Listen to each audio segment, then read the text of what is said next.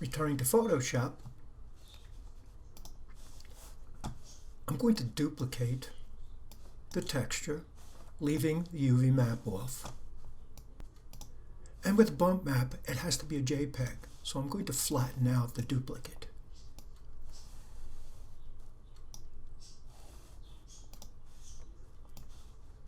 And I'm going to go down to the bottom of the layer window, and from that little black and white cookie, I'm going to choose black and white. Once I've closed it out, I'll go back to the black and white cookie, and I'm going to choose brightness and contrast. Now this is where it also gets subjective. The more white, the bricks will push forward. The darker, it will recede. I'll bump the contrast up all the way, and I'll start to play with the brightness.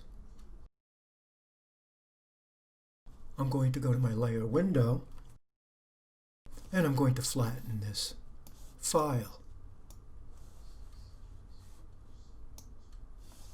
I'm going to save it as a JPEG. I'll name it Brickwall Bump, JPEG format. Now I'll return to Maya. In Maya, I return to the material attribute, and if I slide down a little bit, I'll see the term geometry. And if you recall, we use opacity. I'm going to go to Bump Map, click on the checkerboard, and just as if I were adding a texture, I will apply the bump value. You'll see there's a little black box now with a triangle in it, and that means it's expecting us to attach that bump map here. Image name, I'll click on the folder. Going to my desktop, I'll choose Brick Bump. And you'll see that the bump has been applied.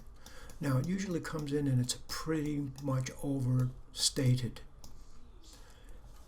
Over where it says File 4, where I see my bump now at the top, next to the term File 4, you'll see two boxes with triangles in them.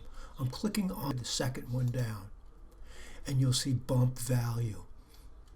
Now the bump value is 1, and it's yellow, which means that's the texture. But below where it says depth, I have the option now to slide that and reduce it if I choose.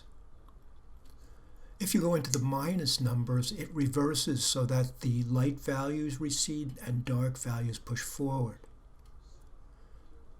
And again, this is very subjective based on what you may want. I'll set this for 0.2.